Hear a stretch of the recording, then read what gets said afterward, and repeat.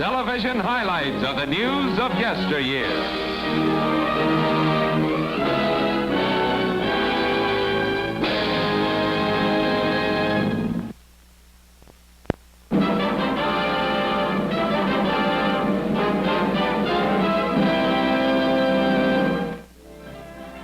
Wonder of the West.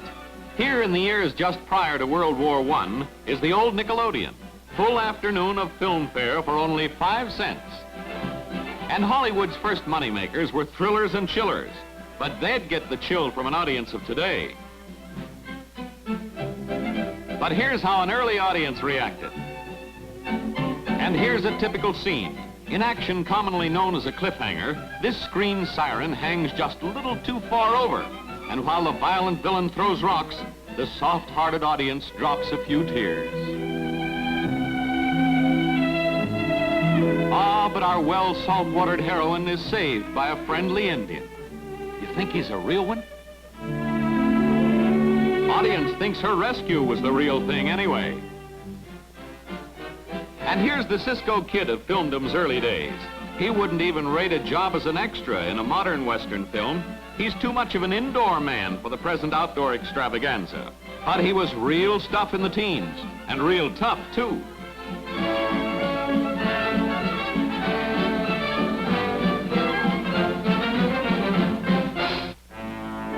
Pictures like that were the product of studios like this. For here's one of the first film centers to appear in the wilds of Hollywood. Expedition by D.W. Griffith to West Coast in 1910 discovered fair weather and clear skies of California, so essential to making of motion pictures.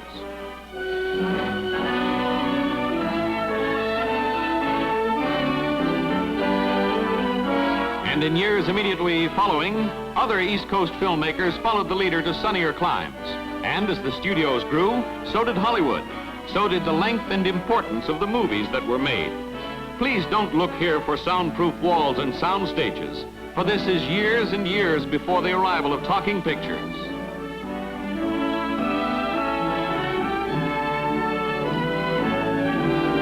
Al Jolson wouldn't hear of leaving the stage to make a movie in this far-off and forsaken corner of the world. Hollywood in the early teens, it's populated by crews of cockeyed people erecting castles of confusion. But suddenly, almost overnight, bigger and better movies are coming out of Hollywood. They're making more pictures faster, and more money faster. And rough, raw plots with suggestive titles are packing the theaters at every performance.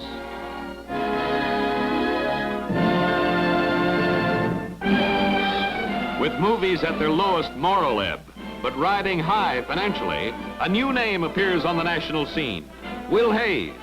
It's 1920. And here, Hayes is harvesting the votes that send Warren Harding to the White House.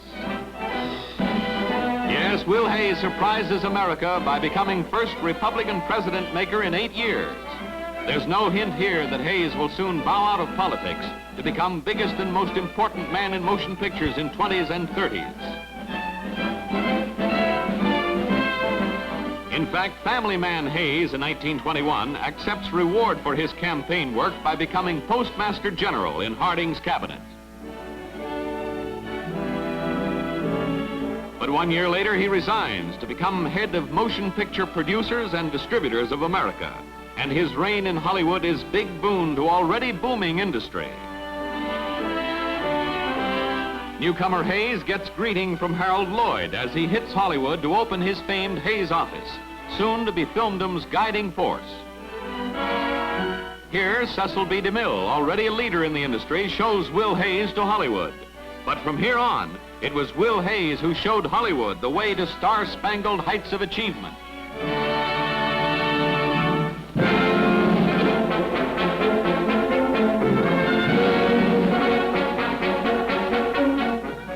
Army now. It's 1920, and with World War still the hottest news in the history books, service ships are sold to the highest bidder. Uncle Sam wants money, but he won't get much for this battle-scarred cargo-carrying craft.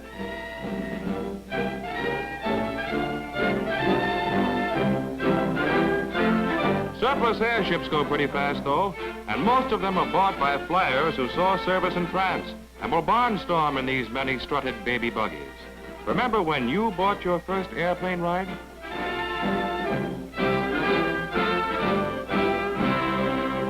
And maybe you remember buying surplus gun cloth in the early 20s. It was once camouflage and shell casing, but as Army Colonel Garrison demonstrates, it was also grade A silk, and when put to peacetime use, made appealing apparel.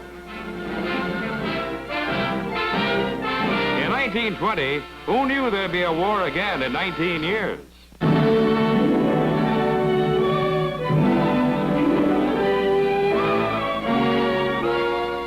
Here's the Navy's handsome Lieutenant Commander Zachary Lansdowne in 1925, ranking officer of ill-fated Shenandoah. Aboard the R-34, Lansdowne was first American to fly Atlantic. He died in crash of Shenandoah, same year this picture was taken. Coming out of her swank and sprawling Hollywood home, here's actress Marion Davies as she appeared in 1926. And with her is French tennis star Suzanne Lenglen, shown the year she licked our own Helen Wills at Wimbledon. Marion Davies, Suzanne Lenglen, both great names in 1926.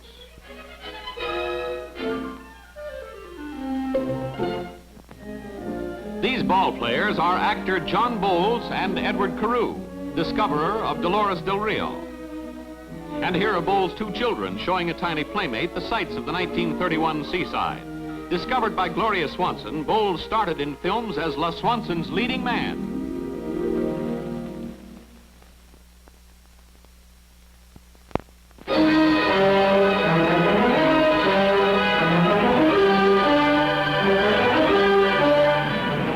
Roaring Roof.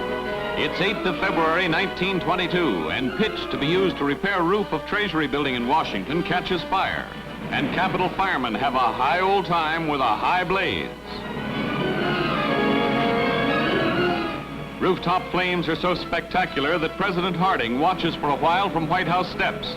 But when told the nation's money isn't hot, the chief executive goes back to work. Firemen confine blaze to roof, while down below they keep on making moolah.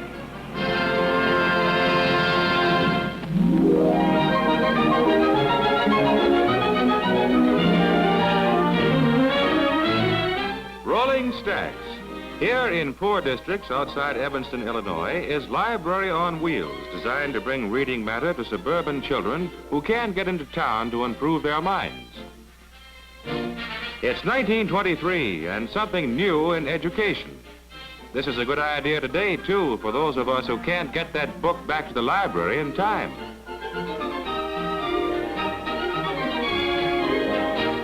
Maybe this is the book of the Trip Club.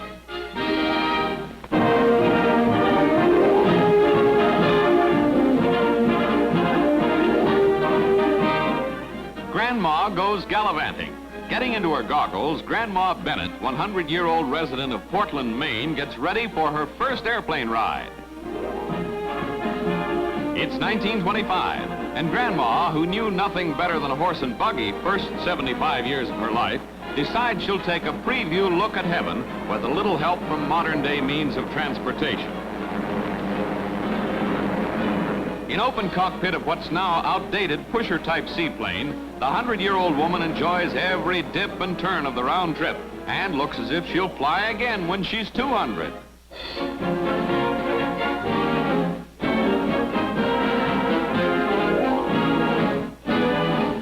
Only chances are she'll have to strap herself into a Mars-bound rocket then.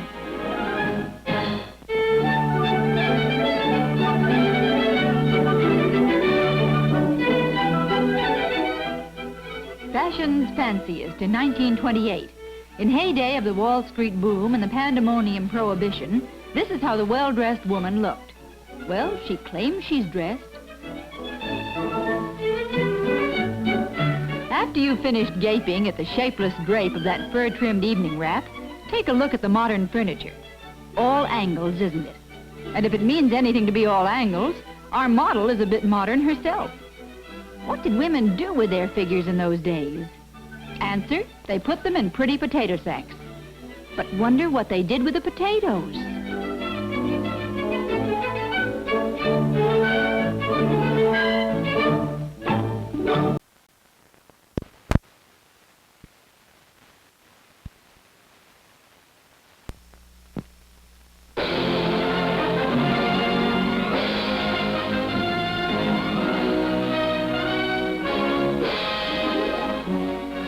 television highlights of the news of yesteryear.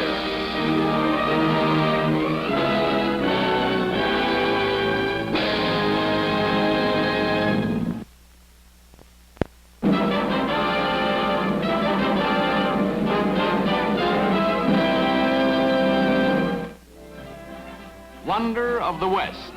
Here in the years just prior to World War I is the old Nickelodeon. Full afternoon of film fare for only 5 cents. And Hollywood's first moneymakers were thrillers and chillers, but they'd get the chill from an audience of today. But here's how an early audience reacted. And here's a typical scene. In action commonly known as a cliffhanger, this screen siren hangs just a little too far over. And while the violent villain throws rocks, the soft-hearted audience drops a few tears.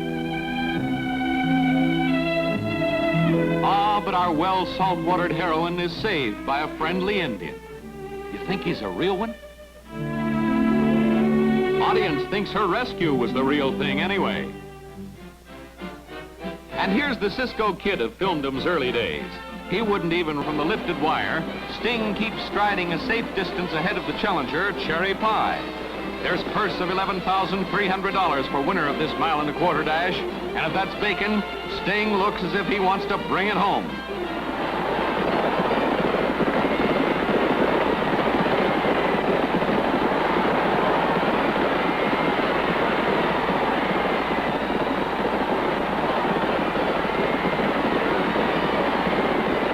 Still leading as the horses round the final turn and gallop into the stretch. Sting has stampeded away from every horse but Cherry Pie. Sting tires, as who wouldn't after this spine-tingling sprint. Cherry Pie comes on, closes in, but isn't fast or close enough. Sting is across the wire, winner all the way.